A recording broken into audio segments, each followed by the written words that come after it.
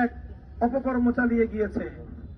তার দোসরেরা এদেশের মানুষের প্রতিটি অধিকারকে কেড়ে নিয়েছে, মানুষের কণ্ঠ রুদ্ধ করে রাখার চেষ্টা করেছে। বিগত 16 বছরের ফ্যাসিবাদের এই সময় আপনারা দেখেছেন 2009 সালে 57 জন দেশপ্রেমিক সেনা কর্মকর্তাকে হত্যা করেছে।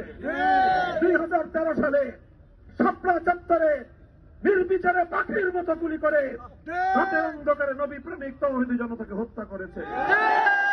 2021 সালে স্বাধীনতার সুবর্ণ জয়ন্তীকে কেন্দ্র করে ভারতের গুজরাটের কসাই নরেন্দ্র মোদীকে আমন্ত্রণ জানিয়ে শান্ত বাংলাদেশটাকে উত্তপ্ত করে তুলেছে।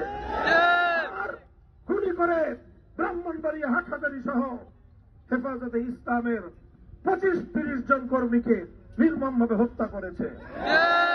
আর এরপর ইতিহাসের সকল রেকর্ড ভঙ্গ করে 2024 সালে হাজারের চেয়েও বেশি নিরপরাধ স্কুল, কলেজ, মাদ্রাসা, ইউনিভার্সিটির ছাত্র সহ 3 বছরের শিশু থেকে নিয়ে শুরু করে নারী, শিশু, বৃদ্ধ কেউ শেখ হাসিনা আর তার হাতুড়ি লীগ, হেলমেট লীগের গুলির আঘাত থেকে বাঁচতে পারে না।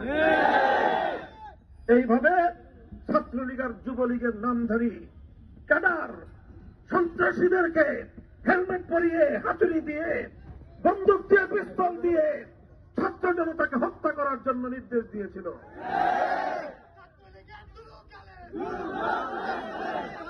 এইভাবে গোটা 2024 সালের জুলাই আগস্টের 5 তারিখ পর্যন্ত শত শত মায়ের বুক খালি করে দেশটাকে একটা মৃত্যুপুরীতে পরিণত করেছিল।